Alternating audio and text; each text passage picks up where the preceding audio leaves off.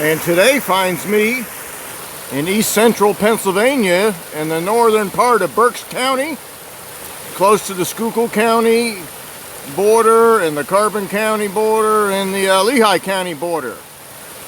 And we're at the foot of what's called Blue Mountain, which runs east-west from the Delaware Water Gap all the way down to the Harrisburg area. And Blue Mountain is home to the Appalachian Trail in Pennsylvania. And today's hike is planned to be a loop hike about 9 miles long on the Appalachian Trail and a few side trails that allow for a loop. This is Furnace Creek that comes off the mountains into the Lehigh Valley here. This provides water supply for the village or city of Hamburg, Pennsylvania. And we're going to start climbing this mountain at a gradual pace. We'll be looking for the white blazes on the tree. There's one there you can barely see with the sun in the background. And this is called the Pulpit Rock Pinnacle Rock Loop. And I got a really good map here with some trail notes provided by Mid-Atlantic Hikes. We'll thank them for their research here. It's a very popular hike, but this is a weekday in November. I haven't seen anybody yet. It's cool to start. It's going to be about 60 degrees for a high today, so great hiking weather. No rain or clouds in the forecast, just clear skies. Should make for great views. We'll be on this white trail here, which is the Appalachian Trail, following it up to Pulpit Rock and Pinnacle Rock, and then looping back down to this blue trail. There's some side trails that go to points of interest marked in blue here. We'll explore those as time allows and possibly even go down to Blue Rocks, which is a rock river on the side of Blue Mountain here. So let's continue our day and see what we can find. And this is the first week of November, but still plenty of fall color on this side of the mountain. We've got some red maple that's actually got a nice golden color on this mountainside. It can often get a nice red color in the fall, but this mountainside, they're mostly a gold color. And the sugar maples can often get that color too. This might be a little too rocky here, and the soil may be a little too thin for our friend the sugar maple. The red maples can grow in swamps and on rocky, dry hillsides. They're very versatile. They're a tree that can grow just about anywhere, and often do. Here's a tree that used to be the king of the Appalachian Mountains, at least in the central Appalachians. And this is our American chestnut. Looks like a beech leaf, but it's much more jagged. The teeth are much larger along the edge, and it's a longer leaf than the beech leaf. That's probably 6 inches long right there, being backlit by this early morning sun. These chestnut trees get to be about an inch and a half in diameter, and as soon as they're old enough, the blight that killed the chestnut trees in the Appalachian Mountains afflicts them, and they don't reach adult size, and they actually don't get big enough to make chestnuts to reproduce by setting seed from the nut. Instead, these are all root sprouts from the original chestnut trees that grew commonly in the Appalachian Mountains until the 1930s. So other trees are being afflicted by different diseases right now, including the emerald ash borer, and they may have a similar fate. But there are chestnut sprouts on the Appalachian Trail. They're not uncommon. And so the tree is not extinct technically. But here's about a half mile into our hike. We're starting to see a fair amount of rock here, and that will be the case for most of this hike. The Blue Mountain in Pennsylvania is made of a sandstone that's very tough and resistant to erosion, and creates a very rocky path through much of its length. And about an hour into this hike, which brought me about 1 3/4 miles from the parking lot down here on the Blue Blaze side trail and up the Appalachian Trail to the east of that blue line, or to the right. We've got my pen showing a trail junction very close to Pulpit Rock there. And this is the trail that comes up from the Blue Rocks Campground, which is privately owned at the foot of Blue Mountain. It's supposed to lead to the Blue Rocks boulder field as well. I'm going to go down there. It looks like it's about a half a mile, and see if it does go near the Blue Rocks boulder field. If it doesn't, I'll just turn around. I want to spend most of my time on the Appalachian Trail today, which has been pretty easy hiking so far, but it is known for its rocks on top of this mountain, so the going will get slower as the day goes on. So we want to allow time for that, but it's a beautiful day, and we got an early start, so we got plenty of time to look around. Let's go down and see if we can find the Blue Rocks boulder field. In about a half hour, maybe a 40-minute walk back down Blue Mountain on the side trail to Blue Rocks Campground, you do reach the Blue Rocks boulder field, but you do need to come most of the way back down the mountain. It's probably about a mile walk. Pretty good footing most of the way, a little bit rocky in a few places. But boy, these boulder fields are amazing in Pennsylvania. This is where the trail comes right next to it. And just in the background here, there's a hayfield and cornfield over there. So that is good soil with no rocks. And it goes from that to an absolute pile of rocks with no soil whatsoever. Let's pause for just a moment. I'm going to show you on the map where we ended up and get out on this boulder field where it's in the full sun. We can get a better look at these guys. And the blue line on the map for Mid-Atlantic Hikes was just meant to give you an idea of what was here. They didn't actually include that on the itinerary for this hike, but I did. So that blue line continues down from near Pulpit Rock on the Appalachian Trail. It's showing in light blue there. I penciled in with a dark marker where I ended up, coming right down to the southwest of Blue Rocks. The cross marks show the Blue Rocks boulder field, and we actually paralleled it, but couldn't see it for quite a distance. And then eventually the trail kind of came right next to it. I got the symbol for a campground there. That's privately owned, but can be accessed from the county roads in Birch County here. And again, this is an amazing boulder field. It's over a half a mile long. I'm going to walk out there and get a better look at these guys up close. And we can even see some of the cliffs where these boulders broke off thousands of years ago. And here we are, just a couple feet out onto the Blue Rocks themselves. It's not that hard to walk across these things. Most of them are quite large. And you can rock hop your way across this boulder field. I'm not going to take a lot of time to do that right now. I got a lot of miles ahead of me still. But this is an amazing geological formation. Boulder fields are common in Pennsylvania. Hickory Run Boulder Field is about 30 miles north of here. I believe that's either Carbon or Monroe counties. And those rocks pretty much broke in place from the effects of being next to the continental ice sheet. The freeze and thaw cycle is greatly exaggerated during that time.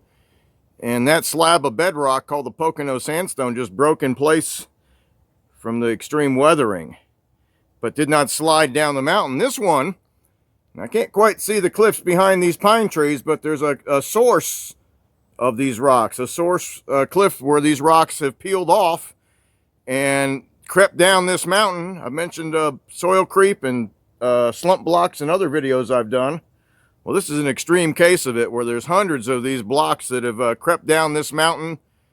Again, when you're near a glacier, especially during the warmer months of the year, the glacier's still there, but the ground thaws during the day and freezes at night. And if you ever hiked on frozen ground when it's starting to thaw, it's very slippery.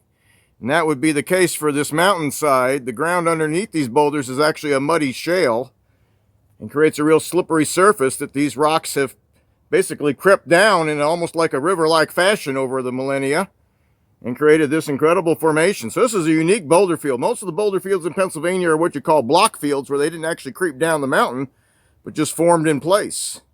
But this is not. The geologists have determined this has actually crept down this mountain. Most of these are the size of a washing machine or a refrigerator or even a small car. So they got the weight to creep down the mountain without running out of downward force. And this is not a steep slope here either. So these things crept down a very gentle slope, maybe not even a 10% grade here. But this is an amazing feature. Most of the videos done on this part of the Appalachian Trail, I don't think include a video of this boulder field. So that's why I came down here, try to create a unique product. I'm doing this channel to explore lesser known areas, but this is a pretty popular hike. But I don't know how many people have actually come down and done this as part of the hike and recorded it. So here we go. This is the Blue Rocks boulder field. The rocks themselves are not blue, but they're on the slopes of what's called Blue Mountain. And we're going to head back up and get back on that Appalachian Trail. And our next stop should be up around Pulpit Rock. And for the most part, the main part of the Appalachian Trail up to Pulpit Rock is fairly easy footing. This is like an old wood road, maybe used for transporting goods up and down this mountain. It does have rocks, but nothing like you find to the side of it. As you approach Pulpit Rock, here's another one of these boulder fields that are very common in Pennsylvania. Blue Rocks is notable because of where it formed and how large it is, but the tops of all these mountain tops along the Appalachian Trail, most of these ridge crests are just one chunk of rock on top of another. And this is just below Pulpit Rock here. We should get a view just around the bend here. But just to show you, this is the source rock. This cliff and several others are the source for that Blue Rocks boulder field a mile below us here. And most of these are quite large as well. They're more angular. They're not quite as, the corners haven't been broken off like they were in the Blue Rocks boulder field. These have broke off the cliff, and that's the shape that they have retained as they do creep down the mountain. They bump into each other, and the ones that made it down to the bottom of Blue Rocks actually had a lot of rounded corners, almost like they'd been in a rock tumbler. Let's go right around the bend and get the view from Pulpit Rock.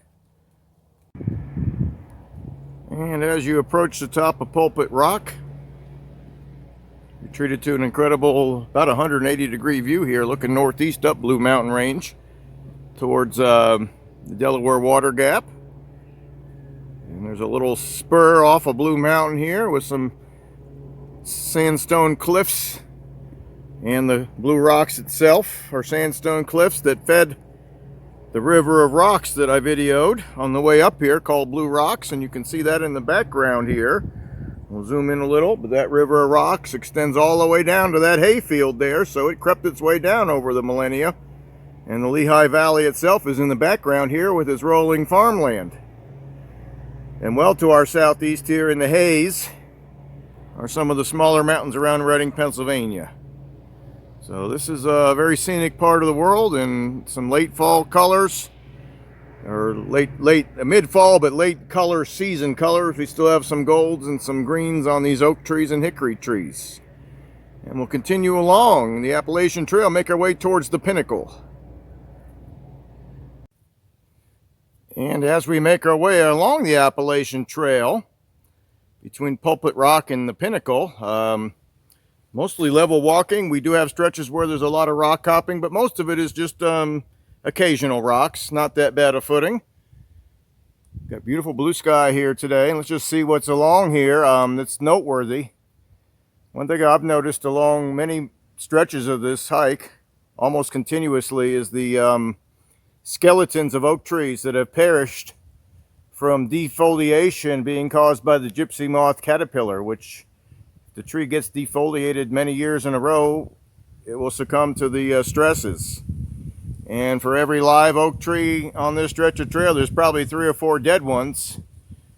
I've mentioned on some of my other hikes, you know, Mother Nature never lets good real estate go to waste. There's always a tree that'll grow somewhere else.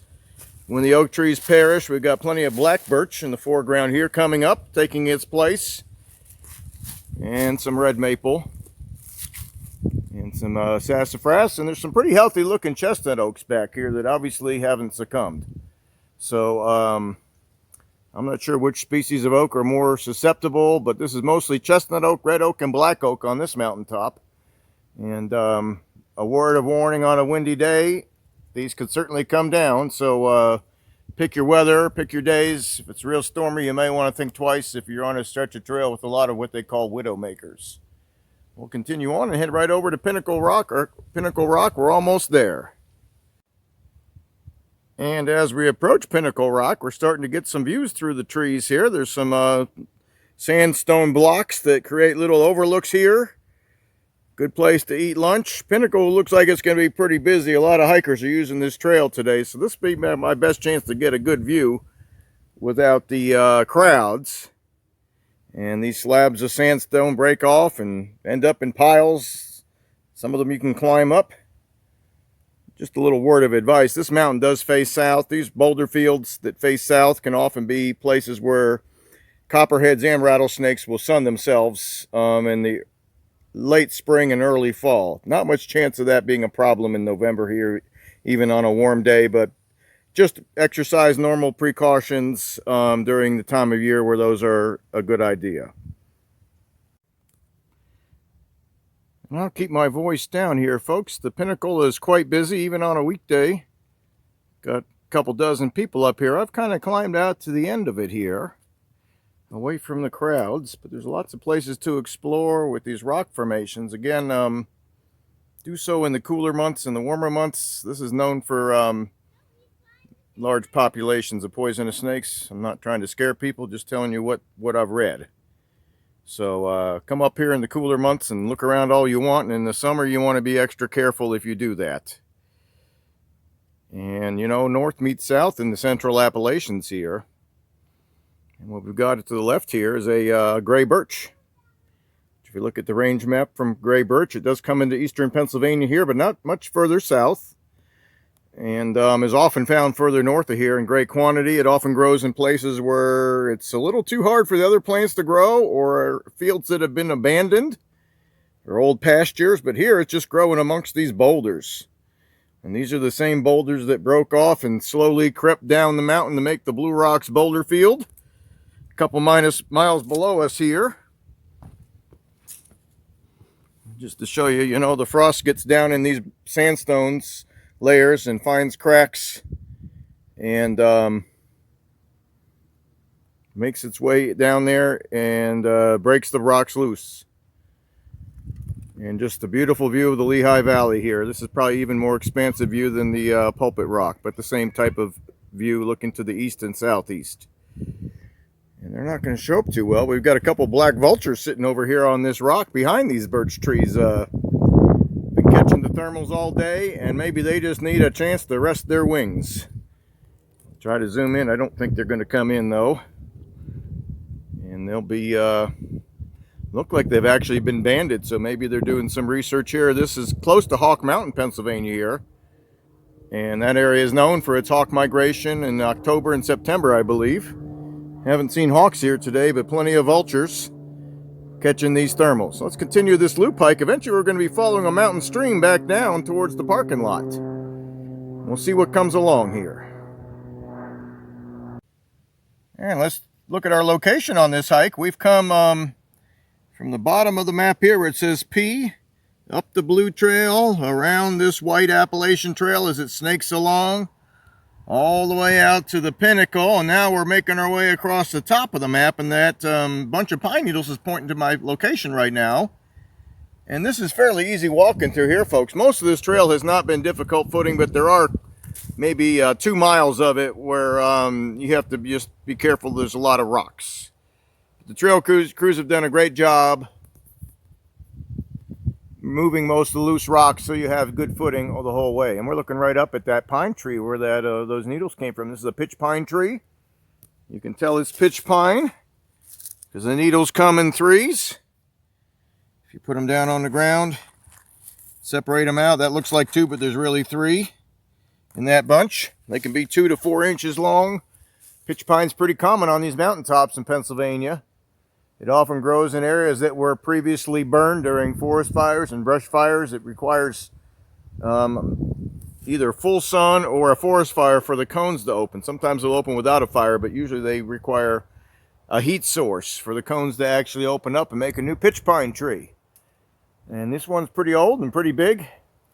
And what's coming in next in this forest is mostly birch trees and a mixture of a few stray oaks in the mix here too, some sassafras. So the pitch pines are on their way out at this point.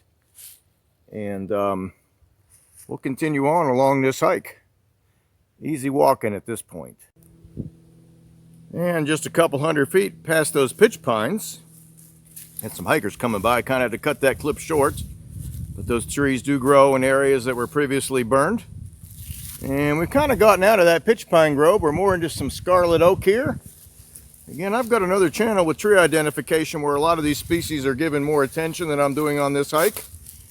But a real pretty plant in November is our witch hazel. I've got clips on that on my other channel called Barking Up the Right Tree, B-A-R-K-I-N apostrophe up the right tree, on how to identify that by leaf and by flower.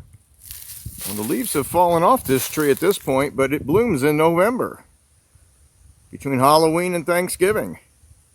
And these branches are covered with these delicate little flowers. And they're just kind of pretty to look at when nothing else is in bloom and everything's turning gray. and often the sky is turning gray. We got something interesting to look at in November. This year we're getting some blue sky, but that's unusual for this time of year. We can go days and days without any sun in the mid-Ohio Valley and the Appalachian Mountains in New England. So this makes for a nice contrast, and these little flowers aren't more than the size of a dime or even a quarter. If they cover this tree, it's an understory tree. Doesn't get more than 10-15 feet high. This is our witch hazel.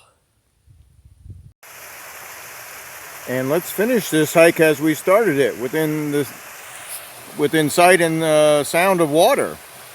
This is the same stream, Furnace Run, coming down off of Blue Mountain here, and towards the end of this loop, which is 8.7 miles. Surrounded by beautiful rhododendron bushes. These would be in bloom in late June and early July along this hike. And some beautiful hemlock trees.